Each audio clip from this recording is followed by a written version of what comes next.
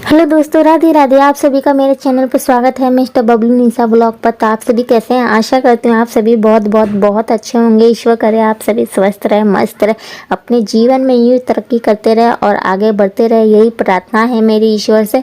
So friends, ये good evening. तो मैं शाम को 6 या 6:30 बजे से व्लॉग शूट कर रही हूँ। सुबह से मैं कोई व्लॉग, सुबह का मतलब पापड़ वाला व्लॉग शूट की थी, जैसा कि आप पिछले व्लॉग में देखे होंगे। दोपहर को मैं पापड़ बनाई थी तो वही शूट की थी, और उसके बाद शाम को मैं सीधा शूट कर रही हूँ। तो ये उसी दिन का शाम का है व्लॉग। तो शाम को देवर जी लेके आ गए थे पनीर। देवर जी कह रहे थे भाभी आज मेरे को पनीर खाने का मन कर रहा है, तो आज पनीर की सब्जी बनाई है, मटर पनीर की। तो उसी की तैयारियां चल रही है।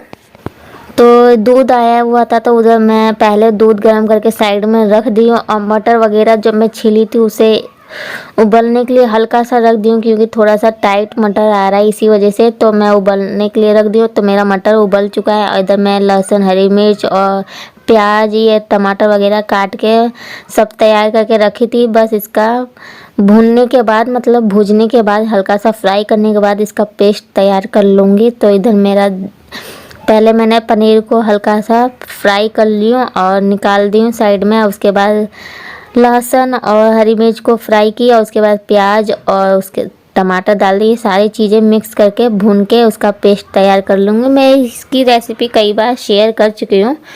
तो जैसे मैं हमेशा बनाती हूँ मटर पनीर की सब्ज़ी, वैसे ही सिंपल सा बनाऊँगी। और चावल नहीं बनाऊंगी क्योंकि इसके पापा है नहीं, उसके डुगू के पापा रहते हैं, तो वही बोलते हैं नहीं मेरे को चावल चाहिए। अगर ग्रेवी वाला सब्जी बन रहा है तो उनके वजह से हम लोग रोटी खा लेंगे। तो शाम का समय है तो मैं आटा गूंद के साइड में रख दी हूँ, और साथ ही साथ मैं डुगू को पढ़ाई भी करा रही हूँ, क्योंकि तो शाम का समय है। तो देवर जी जल्दी लेके आ गए थे, उन्हें भूख भी लगी है देवर जी को। तो कह रहे थे भाभी जल्दी से खाना बना दीजिए, मेरे को बड़ी तेज़ भूख लगी है। तो मैं दोनों काम एक साथ निपटा रही हूँ, और मैं सोची जल्दी से मतलब दोनों काम टाइम पे निपट जाएगा तो डुगू के साथ थोड़ा टाइम भी स्पेंड करूँगी। और साथ ही साथ मैं इधर खाना भी बना रही हूँ, और डुगू को पहले मैं पढ़ा दी हूँ, अब मैं लिखने के लिए दे दी हूँ। तो डुगू लिख रहा है, तो मैं पहले से उसको प्रैक्टिस कराती रहती हूँ ताकि उसको आदत बनी रहे। अगर जब भी वो स्कूल जाएगा तो ज़्यादा बोझ ना बने, कि उसको पहले से प्रैक्टिस रहेगी तो आसानी रहेगी लिखने में। जब स्कूल जाएगा तो सीखा रहेगा, तो उसको ये रहेगा कि हाँ मेरे को ये चीज़ लिखना आता है और पढ़ना आता है।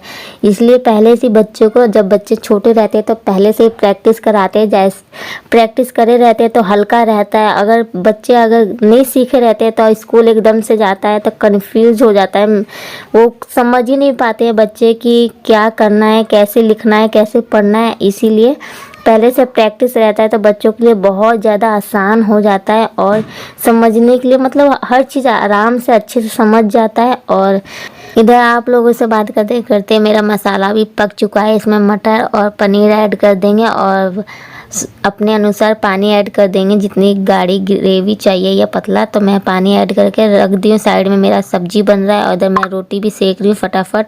तो खाना बनने के बाद मैं देवर जी को दे दी थी, और देवर जी खाना खा रहे हैं। तो फिर थोड़ा सा गैस ठंडा होने के बाद मैं आ गई हूँ किचन की सफाई करने। तो अभी तक पापा जी नहीं आए दुकान से, तो मैं सोची पहले मैं किचन की सफाई कर लेती हूँ। और डुगू की पढ़ाई हो चुकी है, तो मैं किचन की सफाई करने के बाद मैं जाऊँगी, डुगू को खाना खिलाऊँगी और फिर उसे सुला दूँगी। तो पहले मैं इधर फटाफट किचन की सफाई कर लेती हूँ, जैसे कि मैं रोज़ करती हूँ। तो जैसे कि वॉलपेपर को मैं एक बार हाथ से मार ही देती हूँ एक कपड़ा, ताकि वाइट रहता है ना तो अच्छा नहीं लगता है, छींटे चले जाते हैं, ऑयली ऑयली चिपक जाता है तो देखने में अच्छा नहीं लगता है। तो मैं एक हाथ मार ही देती हूँ। और ये देखिए मेरा किचन बिल्कुल साफ़ हो चुका है। पापा जी आएंगे, बस खाना खाना है और बर्तन वगैरह धोना है। थोड़े बहुत बर्तन थे वो भी साथ ही साथ मैं धो दी। तो ऐसे बाद में थोड़ा सा ही बर्तन रहेगा बस हम ही लोगों का, तो इसीलिए तो थोड़ा आसानी रहेगी। तो इधर मैं किचन साफ़ करके चली गई थी डुगू को खाना खिलाने। खाना खिलाने के बाद फिर मैं उसको सुला दी थी।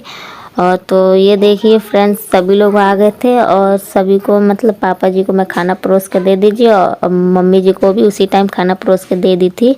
और मैं भी खाना खा के जो बाकी के बर्तन थे वो भी धो के आ गई हूँ। तो शाम को मैं कपड़े लेके आई थी तो मैं फ़ोल्ड नहीं की थी, जैसा कि आप सभी को बताई थी कि देवर जी पनीर लेके आ गए थे तो उसी में मैं लग चुकी थी, तो कपड़े वगैरह मैं फ़ोल्ड नहीं करी।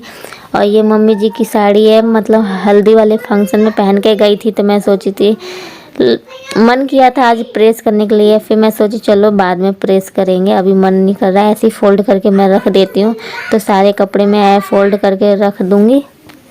अगर मेरे को जो काम करने का मन करता है, कितना भी टाइम हो जाए, कितनी भी रात हो जाए, वो काम मैं करके ही रहती हूँ। अगर मेरा मूड नहीं रहता है तो वो काम मैं बिल्कुल नहीं करती हूँ। तो ये मेरे मूड के ऊपर है, अगर मेरा मूड रहेगा ये काम करने के लिए तो मैं करूँगी, वरना नहीं करूँगी। तो इधर साइड में डुग्गू सो रहा है, तो मैं मतलब जब भी मैं इसको रजाई उड़ाती हूँ तो ये फेंक देता है, पता नहीं इसको इतनी गर्मी लगती है। गर्मी भी लगती है लेकिन इसकी तबीयत भी बहुत जल्दी ख़राब हो जाता है। आज कुछ ज़्यादा ही कपड़े हो गए थे फ़ोल्ड करने के लिए, मतलब कि इस टाइम ना ज़्यादा कपड़े नहीं हो पाते, 2 दिन या 3 दिन मतलब इकट्ठा हो जाता है तब मैं कपड़े धोती हूँ। क्योंकि इस टाइम मतलब ठंडी भी नहीं है, स्वेटर वगैरह कोई पहनता नहीं है, इसलिए थोड़े बहुत कपड़े हो पाते हैं। और नए कपड़े तो मैं हाथ से ही धो देती हूँ, जो पुराने वगैरह होते हैं वही मैं मशीन में डालती हूँ, और नए वाले मैं मशीन में नहीं डालती हूँ, क्योंकि मशीन में डालने से कपड़े ख़राब हो जाते हैं, इसीलिए मैं हाथों से ही धो लेती हूँ। तो ये देखिए आज बहुत सारे कपड़े थे प्रेस करने के लिए, लेकिन मेरा मूड ही नहीं था प्रेस करने के लिए, तो मैं सारे कपड़े ऐसे ही फ़ोल्ड करके रख दे रही हूँ। और फ़ोल्ड करके रखने के बाद मैं थोड़ा सा डुग्गू की जैसे कि मालिश करूँगी। ये देखिए मैं इधर कपड़े फ़ोल्ड कर रही थी, अब मैं इसको कई बार ओढ़ा चुकी हूँ रजाई को, लेकिन ये फेंक के रजाई के ऊपर सो जाता है। ये मतलब ये इसका रोज़ का ये, मैं ओढ़ाती रहती हूँ और ये फेंक देता है रजाई को। तो आज ना इसकी दादी और मैं भी डांट दी थी, मतलब शैतानी इतना करता है, तो जब हम लोग डांट देते हैं तो ये कहता है मैं अपने पापा से शिकायत कर दूंगा। फिर अपने पापा को याद करने लगता है और रोता है बहुत ज़्यादा, तो अपने पापा को बहुत ही ज़्यादा मिस करता है। तो इधर डुग्गू सो रहा था तो सपने में ही बड़बड़ा रहा था, तो वही मम्मी जी कह रही थी कि डुग्गू क्या कह रहा है नींद में, तो मैं कह रही हूँ सपने में ही पता नहीं क्या बोल रहा है मम्मी जी। और पापा जी भी सो रहे थे तो बाहर आवाज़ जा रही थी, तो वही मैं मम्मी जी और पापा जी को बता रही थी पता नहीं सपने में क्या बोल रहा है। तो ये देखिए मैं सारे कपड़े फ़ोल्ड करके सारे कपड़े जहाँ रखाता है उस जगह पे मैं रख के आ गई हूँ सबके कपड़े। और इधर मैं तेल गरम करके डुग्गू के हाथ पैर और सीने में पीठ में मतलब सारी जगह मैं मालिश कर देती हूँ। मतलब कि अब बड़ा हो गया ना तो ये मालिश नहीं करवाता है, तो ये सोता है तभी मैं इसकी मालिश कर देती हूँ। और इधर मैं दोपहर को इसके नेल्स काट रही थी, तो पैर के मैंने नेल्स काट दिए थे, लेकिन हाथों पे जब मैं आई थी तो कह रहे थे मम्मी मेरे को बहुत दर्द हो रहा है मैं नहीं कटवाऊँगा।